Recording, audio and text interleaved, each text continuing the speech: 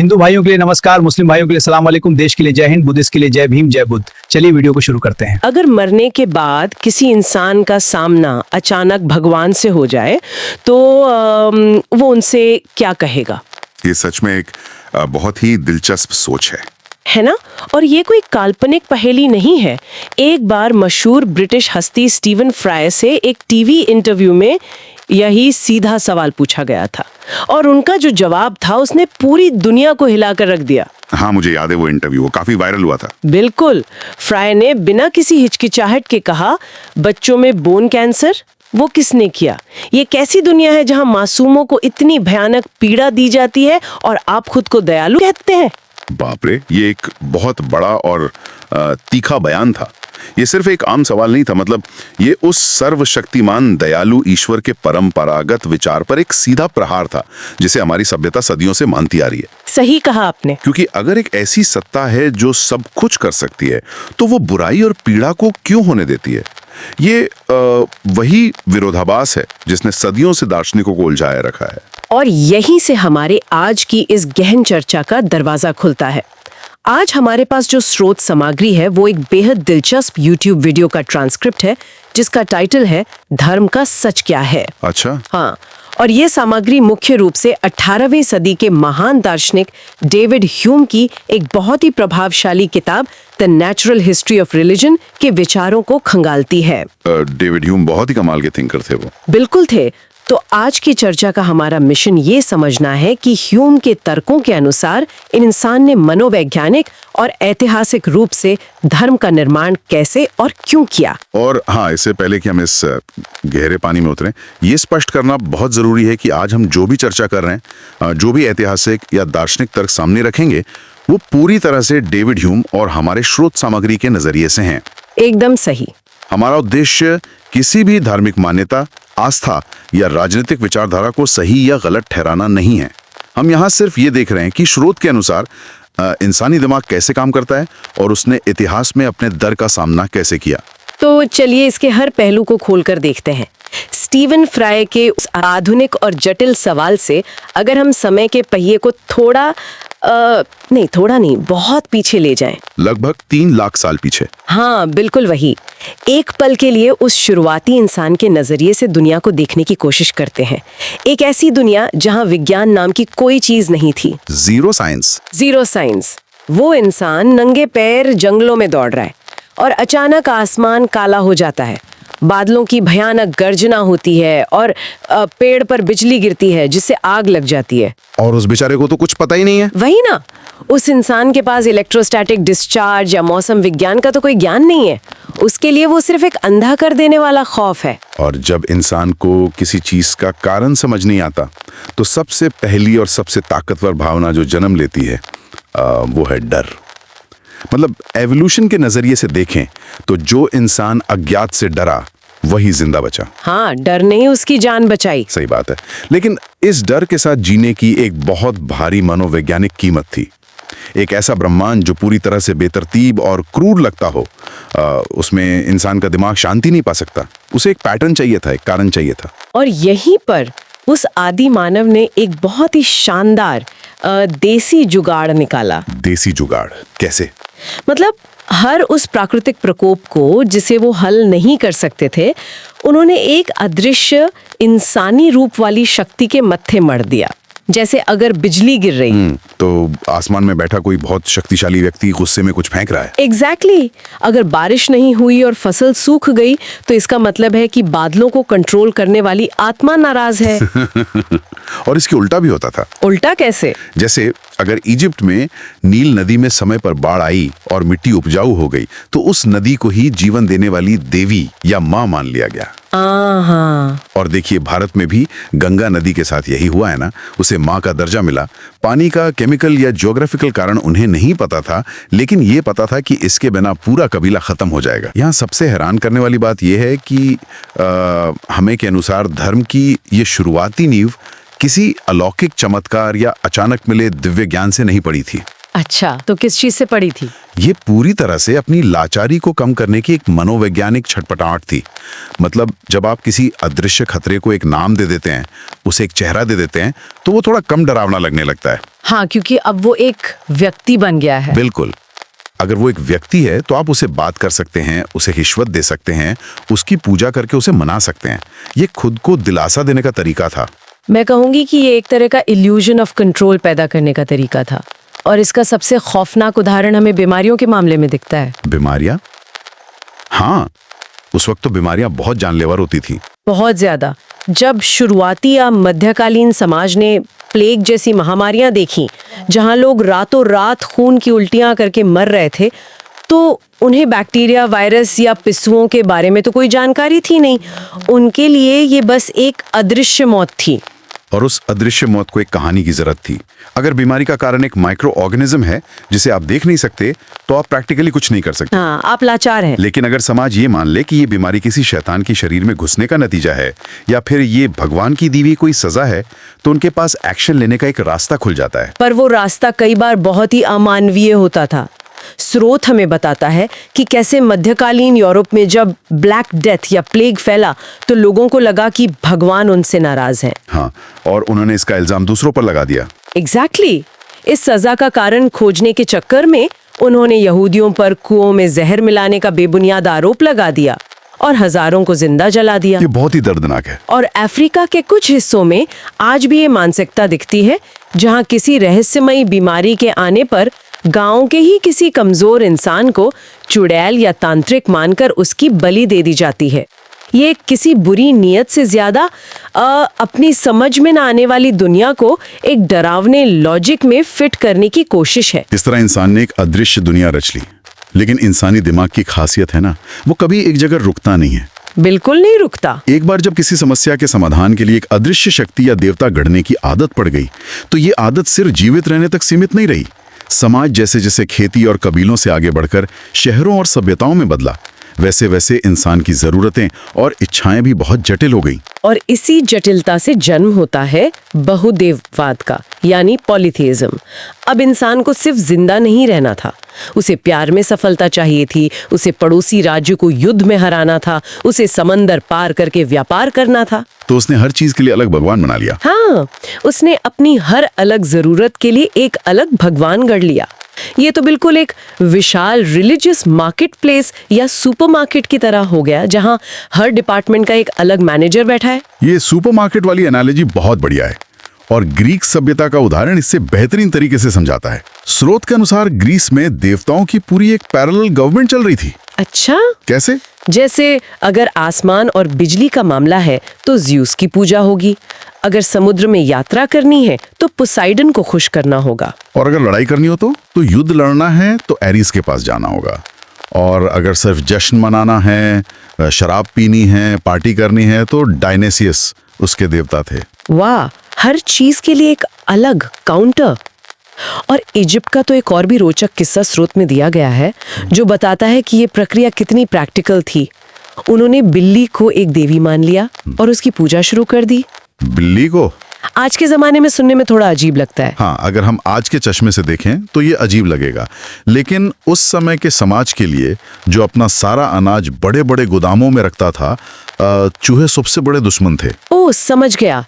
चूहे अनाज खाएंगे तो लोग भूखे मरेंगे। बिल्कुल, चूहे ने अनाज खाया तो मतलब पूरा शहर भूखमरी का शिकार होगा, और बिल्ली उन चूहों का शिकार करती थी। यह एक बहुत ही शानदार उदाहरण है। एक साधारण पालतू जानवर को सिर्फ इसलिए दिव्यता का चोला पहना दिया गया क्योंकि उसका सीधा संबंध इंसान के आर्थिक और शारीरिक अस्तित्व से था। हाँ, वो उनकी जान बचा रही थी एक तरह से। एग्जैक्टली, ये एक यूटिलिटी थी जिसे सेक्रेडनेस या पवित्रता में बदल दिया गया। अगर उस समय कोई तरकीबी इंसान ये कहने की भूल करता कि भाइयों, बिल्ली कोई देवी नहीं है, वो सिर्फ एक शिकारी जानवर है जो अपना पेट भर रही है, तो उसे यकीनन ईश्वरिंदा के आरोप में मार दिया जाता। सही बात है, क्योंकि आप सीधा उनके सिस्टम पर हमला कर रहे होते हैं। हाँ, क्योंकि उस पवित्रता के भ्रम को तोड़ना पूरे समाज के मनोवैज्ञानिक सुरक्षा कवच को तोड़ने जैसा था। और भारत के संदर्भ में भी स्रोत इसी पैटर्न की ओर इशारा करता है। हर गांव का अपना ग्राम देवता, किसी खास पेड़ पर धागे बांधकर मन्नत मांगना, या किसी विशेष आकार के पत्थर को भगवान का स्वरूप मान लेना। ये पैटर्न बहुत जगह दिखता है। लेकिन इस सुपरमार्केट में एक बहुत बड़ी समस्या थी। सोचिए, ये व्यवस्था एक आम इंसान के लिए कितनी ज्यादा कंफ्यूजिंग रही होगी। कंफ्यूजिंग कैसे? मैं एक एग्जाम्पल देती हूँ। मान लीजिए एक नाविक है जिसे समुद्र में एक बहुत लंबी यात्रा पर जाना है। अब उसे समुद्र के देवता को तो खुश करना ही है ताकि तूफान ना आए, लेकिन अगर उसने आसमान के देवता को पर्याप्त चढ़ावा नहीं दिया तो वो नाराज होकर ऊपर से बिजली गिरा सकता है। ओह, फंस गया बेचारा। वही तो। ऐसे में इंसान हमेशा एक अजीब से तनाव में रहता था कि कहीं कोई एक देवता खुश और दूसरा नाराज ना हो जाए। बैलेंस कैसे करें? और यही वो बिंदु था जहां से इतिहास ने एक बहुत बड़ी करवट ली। बहुदेववाद की इस अंतिम उलझन और अनगिनत देवताओं को खुश करने की इस महंगी प्रक्रिया ने एक बिल्कुल नए और क्रांतिकारी विचार को जन्म दिया, यानी मोनोथीइज्म या एकेश्वरवाद। एक भगवान का कॉन्सेप्ट। हाँ, ये विचार कि ये सारे छोटे मोटे देवता, ये पेड़ पौधों और नदियों की आत्माएं असल में कोई स्वतंत्र सत्ता नहीं है। असली ताकत तो सिर्फ एक ही है जो सबसे ऊपर है, और बाकी सब सिर्फ उसके बनाए हुए नियम या एजेंट हैं। लेकिन मैं सोच रही थी, क्या ये बदलाव सिर्फ एक दार्शनिक या आध्यात्मिक खोज थी? स्रोत के अनुसार ऐसा बिल्कुल नहीं है। यहाँ बात सीधे पावर और पॉलिटिक्स की आती है, राजनीति की। हाँ, इजिप्ट के राजा अखिनातन का ऐतिहासिक उदाहरण बहुत कुछ साफ कर देता है। उसने अचानक पुराने सारे देवी देवताओं की पूजा पर रोक लगा दी और घोषणा की कि अब से सिर्फ एक ही देवता होगा, सूर्य देवता आटन। उसने ऐसा क्यों किया? अगर हम इसे बड़ी तस्वीर से जोड़कर देखें तो अखिनातन का ये कदम एक मास्टर स्ट्रोक पॉलिटिकल स्ट्रैटेजी थी। कैसे? थोड़ा समझाइए। देखिए, पॉलीथीज्म वाले समाज में हर बड़े देवता का अपना एक भव्य मंदिर होता था और हर मंदिर के अपने ताकतवर पुजारी होते थे। धीरे धीरे इन पुजारियों के पास इतना धन और इतनी जमीन इकट्ठी हो गई थी कि वे राजा से भी ज्यादा शक्तिशाली होने लगे थे। अच्छा, मतलब पावर क्लैश हो रहा था। एकदम। अखिनातन ने इस एक ईश्वर के विचार के जरिए उन तमाम पुजारियों की सत्ता को एक झटके में खत्म कर दिया। उसने कहा, भगवान एक है और मैं धरती पर उसका एकमात्र प्रतिनिधि हूँ। यानी धर्म के जरिए राजनीतिक सत्ता का सेंट्रलाइजेशन, सत्ता को अपने हाथ में लेना। और यही सफल मॉडल आगे चलकर पूरी दुनिया में फैल गया। यहूदी धर्म में याह्वे के रूप में, ईसाई धर्म में गॉड के रूप में, और इस्लाम में अल्लाह के रूप में, कि ब्रह्मांड का रचयिता और संचालक सिर्फ एक है। और भारत में भी इसका प्रभाव दिखा था ना? बिल्कुल। भारत में भी जब भक्ति आंदोलन का दौर आया तो ये सोच बहुत मजबूती से उभरी। स्रोत में कबीरदास जी का वो मशहूर दोहा दिया गया है, कंकर पत्थर जोड़ के मस्जिद लई बनाए, ता चढ़े मुल्ला बांग दे, क्या बहरा हुआ खुदाए। वाह वाह, बहुत ही गहरा दोहा है। हाँ, ये भी उन तमाम कर्म कांडों और अलग अलग दिखावों पर एक चोट थी, और इस बात पर जोर था कि परम सत्ता एक ही है, जिसे किसी बाहरी शोर की जरूरत नहीं है। एक राजा या शासक के लिए एक ईश्वर का विचार सच में एक वरदान की तरह था। हजारों देवताओं वाले समाज में हर कबीला या समूह की अपनी अलग वफादारी होती थी, लेकिन जब एक ईश्वर, एक पवित्र किताब और पाप पुण्य का एक सर्वमान्य सिस्टम लागू कर दिया गया तो पूरी जनता को एक ही सांचे में ढालना बहुत आसान हो गया। एक झंडे के नीचे लाना। हाँ, उन्हें एक ही बैनर के नीचे युद्ध के लिए भेजना, और सबसे महत्वपूर्ण बात, उनसे टैक्स वसूलना बहुत आसान हो गया। लेकिन एक सेकंड, यहाँ मुझे एक बड़ी उलझन है। क्या हुई? स्रोत का तर्क है कि एक ईश्वर का कॉन्सेप्ट समाज को एकजुट करने और राजकाज को आसान बनाने के लिए था। अगर ऐसा था तो ये सिस्टम तो शांति लाने वाला होना चाहिए था। फिर इतिहास के सबसे भयानक, सबसे खूनी युद्ध इसी एक ईश्वर के नाम पर क्यों हुए? ये तो इस पूरे लॉजिक के ही खिलाफ है ना। ये एक बहुत ही बेहतरीन सवाल है, और सच कहूं तो यही एक ईश्वरवाद का सबसे बड़ा विरोधाभास है। देखिए, बहुदेववाद में एक लचीलापन था, फ्लेक्सिबिलिटी थी। हाँ, अगर मैं 3 देवताओं को मानता हूँ, ठीक है, और आप आते हैं और कहते हैं कि आपके पास एक चौथा देवता है, ठीक है, तो मैं कहूंगा ठीक है, उसे भी इस मूर्ति के बदल में रख दो। उनके लिए कोई एक परम सत्य नहीं था। लेकिन एकेश्वरवाद में भगवान सिर्फ एक है और वो सिर्फ मेरा है। ओह, मतलब अगर भगवान एक ही है और मेरी वाली किताब सच्ची है तो आपकी किताब झूठी होनी ही पड़ेगी। बिल्कुल।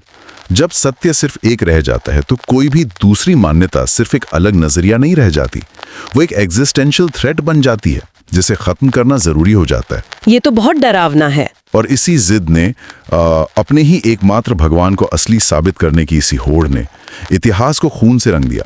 क्रूसेड्स के धर्मयुद्ध हों या अलग अलग सभ्यताओं के बीच के संघर्ष, इंसान ही इंसान को सिर्फ इसलिए गाजर मूली की तरह काटने लगा क्योंकि सामने वाला उनके एकमात्र सत्य को नहीं मानता था। पर यहीं से धर्म का वो रूप सामने आता है जो इंसान का मार्गदर्शन करने वाले एक टूल से बदलकर उसे डर की जंजीरों में जकड़ने वाली एक जेल बन गया।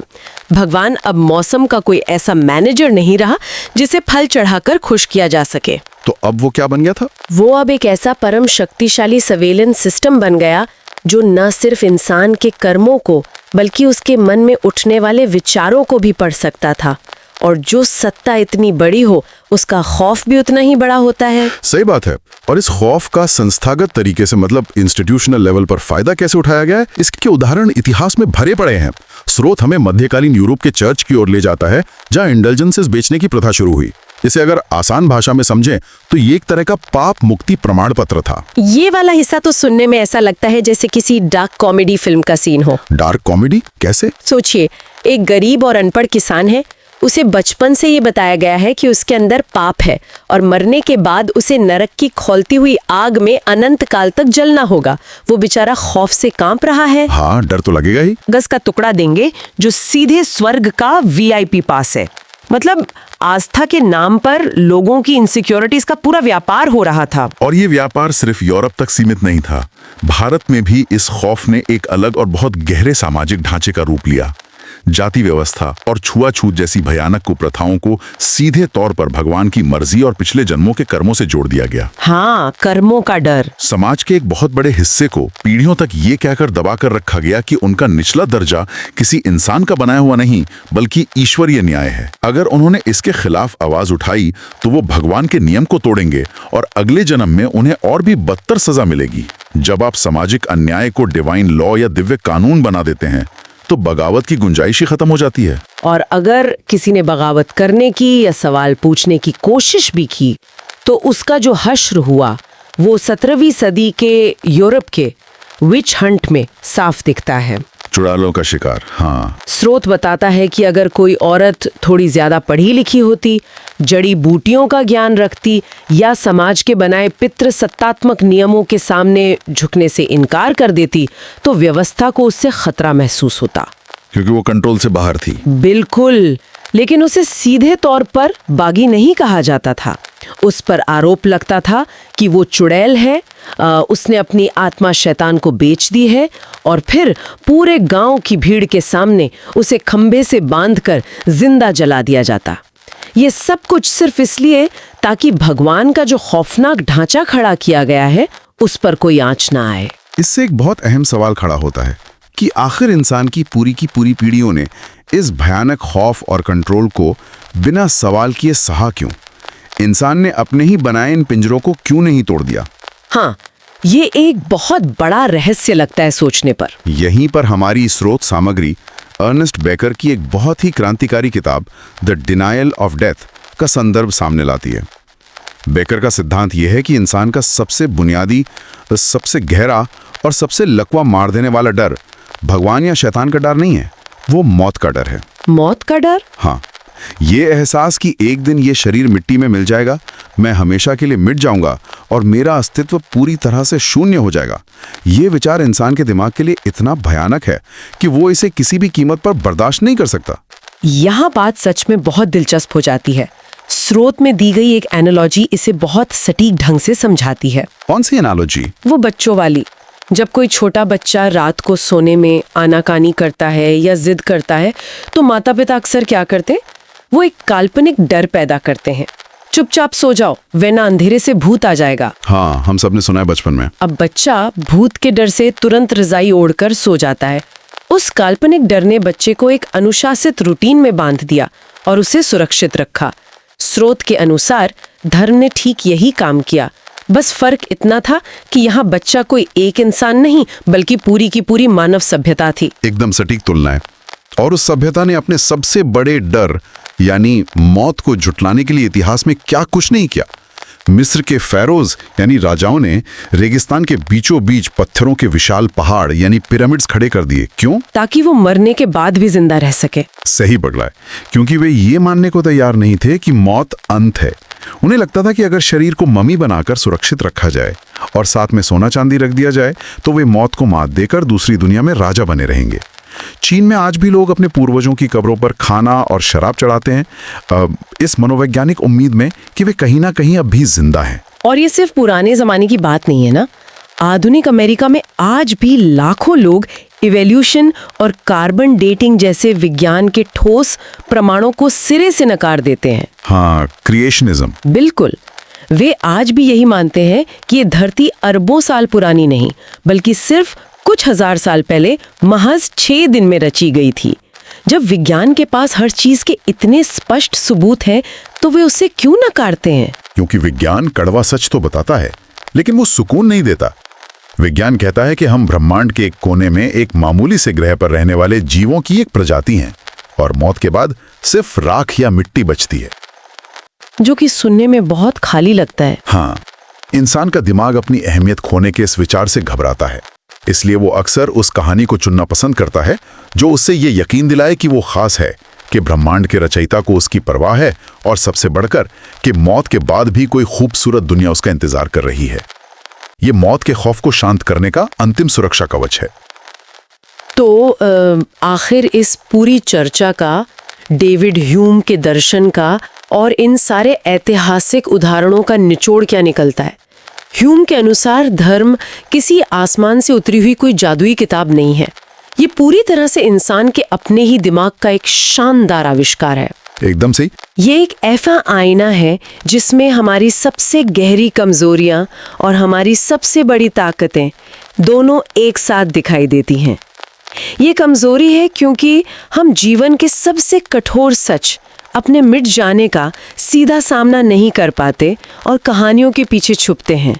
और ये ताकत भी है क्योंकि आप इसे कुछ भी कह लें, भ्रम, कहानी या मिथक, लेकिन इसी सामूहिक विश्वास ने एक बहुत बड़ा चमत्कार भी किया है। कैसा चमत्कार? इसने लाखों करोड़ों ऐसे अनजान लोगों को, जो एक दूसरे को जानते तक नहीं थे, एक झंडे, एक विश्वास और एक कानून के नीचे खड़ा कर दिया। इसी विश्वास ने उन्हें एक साथ मिलकर भव्य शहर बनाने, कला रचने और सभ्यताओं का निर्माण करने की प्रेरणा दी। हमें फ्रॉइड के नजरिए से देखा जाए तो धर्म इंसान के लिए वैसी ही एक शक्तिशाली मनोवैज्ञानिक खुराक है जो उसे एक भयानक और बेतरतीब ब्रह्मांड के अंधेरे में पागल होने से बचाती है। आज के इस युग में जहां हमारे पास हर सेकंड सूचनाओं का एक ओवरलोड आता रहता है, इन विचारों को समझने का महत्व बहुत गहरा है। ये कोई सिर्फ किताबी ज्ञान नहीं है, ये क्रिटिकल थिंकिंग का सबसे जरूरी टूल है। सही कहा आपने। जब हम ये समझ जाते हैं कि हमारी मान्यताएं, हमारे समाज के नियम और यहाँ तक कि हमारे अपने डर भी ऐतिहासिक रूप से कैसे गढ़े गए हैं, तो हम चीजों को एक लॉजिकल डिस्टेंस से देख पाते हैं। ये हमें अंधविश्वास और एक नेचुरल मनोवैज्ञानिक जरूरत के बीच का फर्क समझाता है। ये हमें ये सोचने पर मजबूर करता है कि जो नियम आज हमें शाश्वत या परम सत्य लगते हैं, वे शायद हजारों सालों के इंसानी खौफ, सत्ता की राजनीति और मौत को नकारने की एक लंबी प्रक्रिया का मिला-जुला परिणाम है। बहुत खूब। और इसी मोड़ पर आकर हमारी आज की ये डीप डाइव अपने अंतिम पड़ाव पर पहुंचती है। लेकिन जाने से पहले मैं एक ऐसा सवाल छोड़ना चाहती हूँ जो स्टीवन फ्राई की उस शुरुआती बात से सीधा जुड़ता है और इन सारी दार्शनिक बहसों को एक कदम और आगे ले जाता है। बोलिए। हम हमेशा से अपने दुखों और मौत का जवाब आसमान की ओर देखकर मांगते आए हैं, लेकिन जरा कल्पना कीजिए, अगर भविष्य में विज्ञान इतनी तरक्की कर ले कि वो ब्रह्मांड की शुरुआत का और मौत के ठीक बाद चेतना का क्या होता है इसका 100% अचूक गणितीय और अकाट्य जवाब दे दे, जिसमें कोई रहस्य न बचे।